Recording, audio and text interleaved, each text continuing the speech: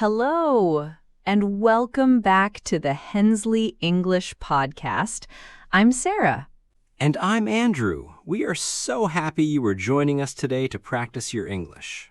If you want to improve your listening skills, learn practical vocabulary, and feel more confident speaking English, you are in the right place. That's right. Today we are going to talk about a very common and very useful topic: how to talk about your job, your workplace, and your daily routine. You will learn how to answer common questions like, what do you do? How to describe your workday step by step, and how to use 8 essential workplace vocabulary words. Before we get started, if you enjoy our podcasts, please take a second to hit the like button and subscribe to the Hensley English Podcast. It really helps our channel grow so we can keep making free lessons for you. Yes, thank you so much for your support. Now, Andrew, before we talk about work, how are you doing today?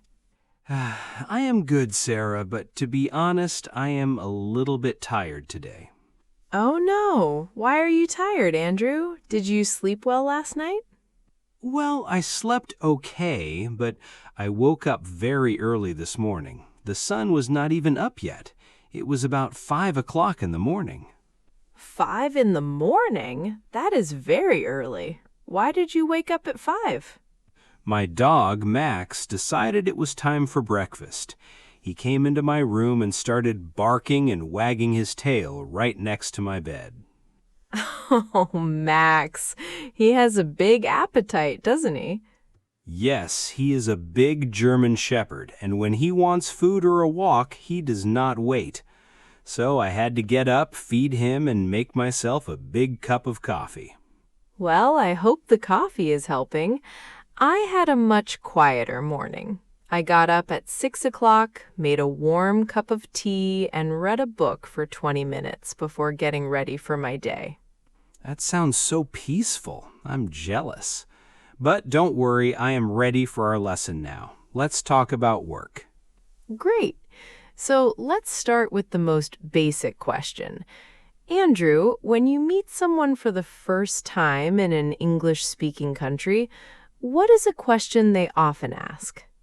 People almost always ask, "What do you do?" or "What is your job?"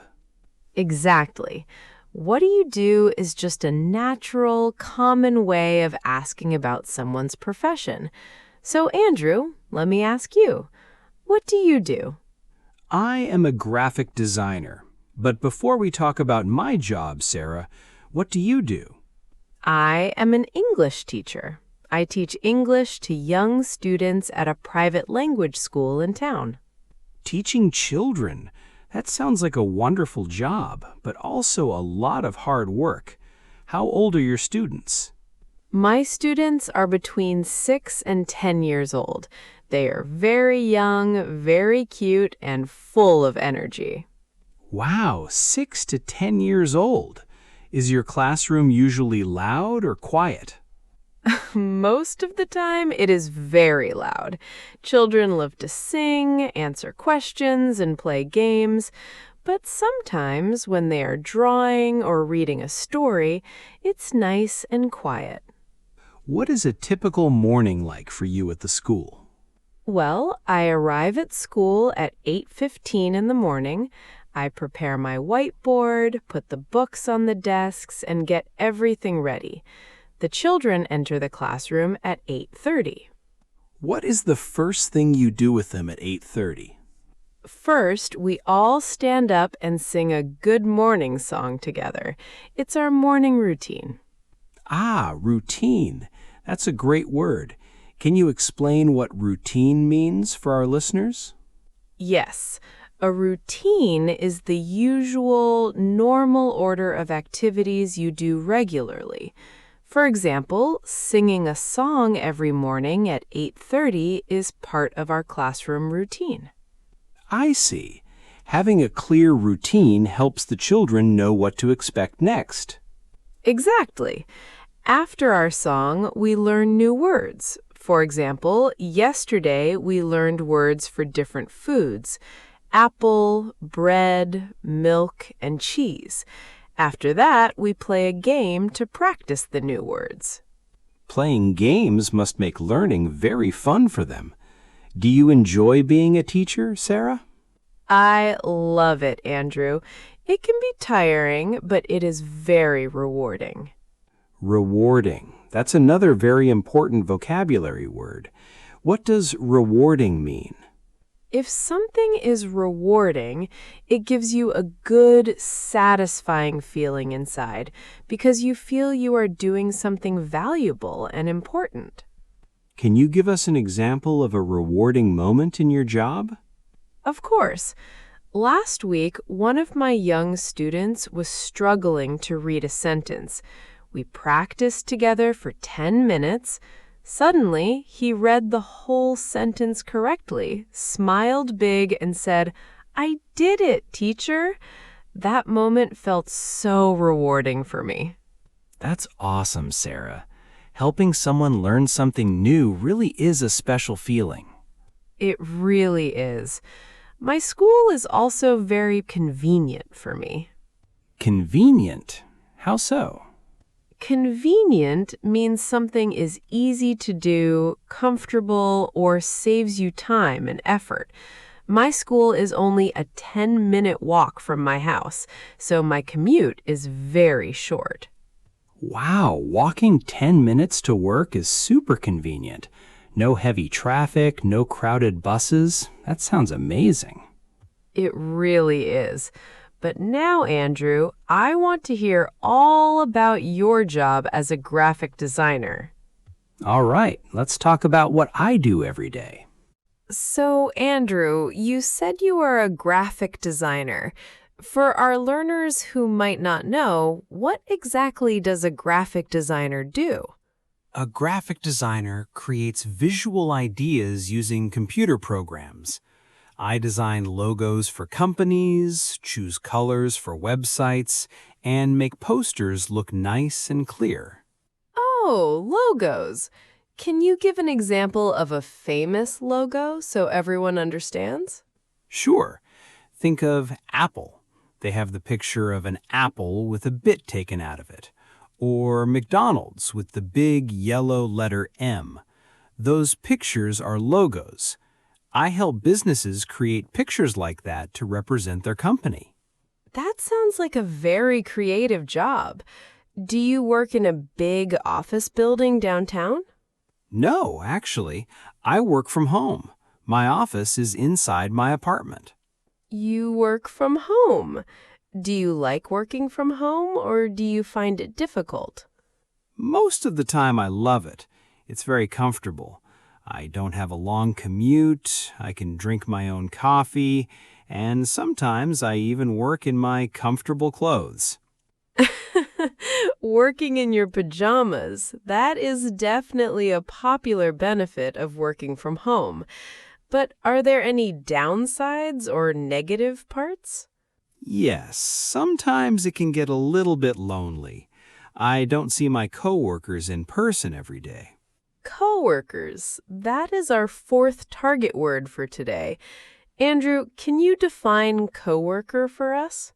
Yes, a coworker is a person who works with you at the same company or organization. Right.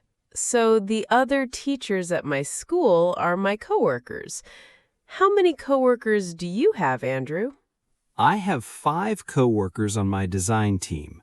But because we all work from home in different cities, we only see each other on video calls during our Monday morning team meetings. Who do you design logos for? Do you work for one main boss or do you work with different people?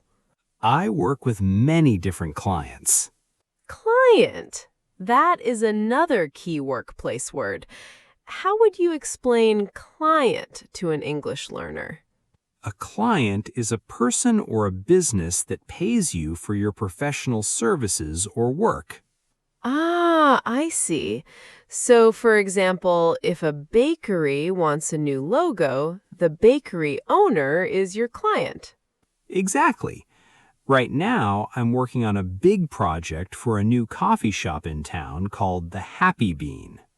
The Happy Bean? What a cute name for a coffee shop. And you mentioned the word project. What does project mean in a work setting? A project is a specific piece of work or task that has a clear beginning and an end. So designing the logo for the Happy Bean is a project. Once the logo is finished and approved by the client, that project is complete. Exactly. For this coffee shop project, the client wanted a brown logo, but brown can be a little bit boring by itself. So I suggested adding a bright orange color to make it look warm and friendly. Orange is such a happy color. Did the client like your idea? Yes, they loved it. But designing logos requires a lot of technical skills. Skills. Let's stop and highlight that word. What are skills? Skills are specific abilities that you learn and improve through practice and training. For example, knowing how to use design software, drawing, and choosing colors are important skills for my job. And speaking English clearly is a wonderful skill that our listeners are practicing right now. Absolutely. Learning a language is one of the most useful skills in the world. Andrew, taking care of your clients and finishing your projects on time is a big responsibility, isn't it?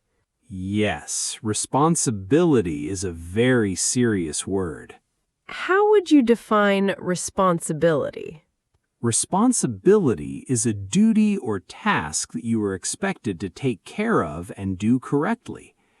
As a designer, it is my responsibility to finish my work before the deadline so my clients are happy. That makes total sense.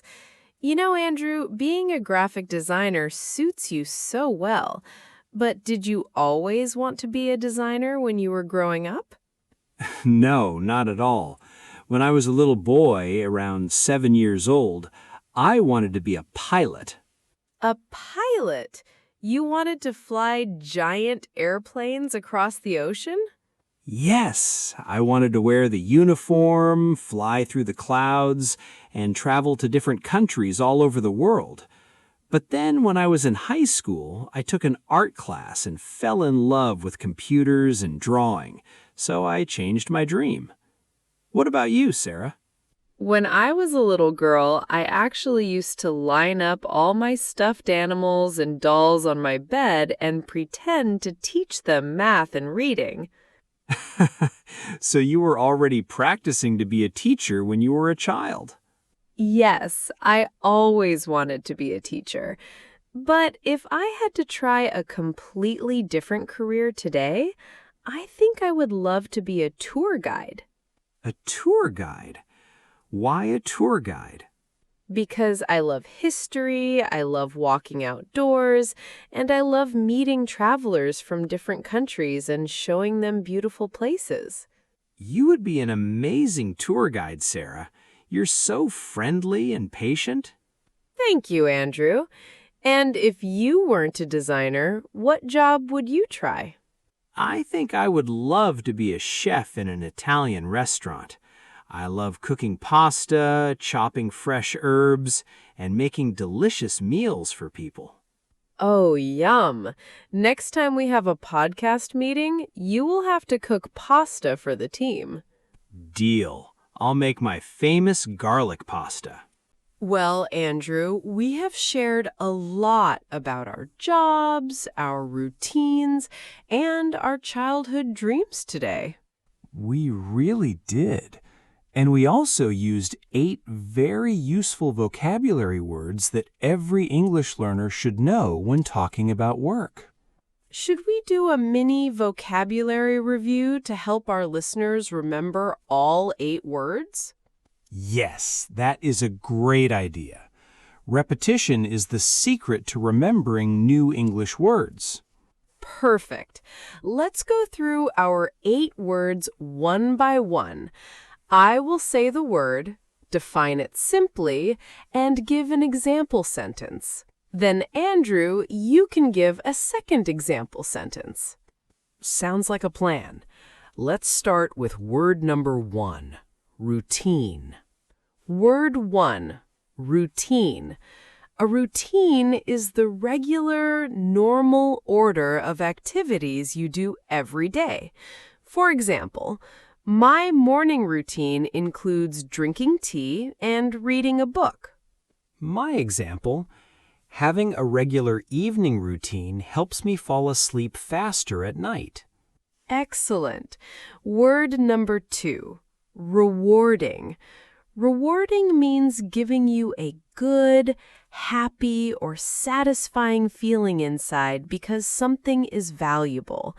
For example, teaching children how to read is very rewarding. My example, volunteering at the animal shelter on weekends is very rewarding. Word number 3, convenient. Convenient means easy to do, useful, or saving you time and effort. For example, my school is close to my home, so my walk to work is very convenient. My example, online shopping is very convenient because you don't have to leave your house. Word number 4, coworker. A coworker is a person who works with you at the same job or company. For example, my coworker helped me prepare the lesson materials today. My example, I always eat lunch with my coworkers in the office cafeteria. Word number 5, client. A client is a person or business that pays you for your professional work or service. For example, the lawyer met with her new client to discuss the case. My example, I sent 3 new logo designs to my client this morning. Word number 7, project. A project is a specific task or piece of work with a clear start and end point. For example, our class finished a big science project about plants last Friday. My example, our team is working on a major software project that finishes next month. Word number 8, skills. Skills are abilities you learn, practice, and improve over time. For example, learning to speak English fluently is a very valuable skill. My example, she has great computer skills and can build beautiful websites. And word number 8, responsibility. A responsibility is an important duty or job that you must take care of. For example, it is the driver's responsibility to follow the traffic rules. My example, taking care of my dog Max is my responsibility every morning. Wow, what a fantastic list of words! If our listeners can use even 2 or 3 of these words in their daily English practice, their speaking will sound much more natural and professional. Absolutely. Learning English is all about taking small steps every single day. You don't need to memorize everything at once. Just keep listening and practicing. And now it is time for our favorite part of the video, the question of the day. Yes, the question of the day is where you, our listeners, get to practice writing in English in the YouTube comments section. We have 2 questions for you today, so everyone can answer. Option number 1, if you have a job, what is your job? Tell us what you do every day. Option number 2, if you do not have a job right now, or if you are a student, what is your dream job? Why would you like that job? Try to write 1, 2, or 3 sentences in the comments below. And if you can, try using one of our new vocabulary words like routine, skills, coworker, or rewarding. We read every single comment, and we love seeing answers from learners all over the world. from Brazil, Colombia, Japan, Mexico, Spain, Vietnam, and so many other countries. Yes, it is the best part of our week to read your messages. So please take 1 minute right now, scroll down, and leave your comment. Before we go today, we want to give a massive thank you to everyone who subscribes to our channel, likes our videos, and shares them with friends. Your support makes the Hensley English Podcast possible. If you haven't subscribed yet, please click that subscribe button and turn on the notification bell so you never miss a new episode with us. Keep practicing your English. Keep being patient with yourself, and remember, making mistakes is just part of learning. Have a wonderful day, keep learning, and we will see you in the next episode of the Hensley English Podcast. Goodbye, everyone. Goodbye.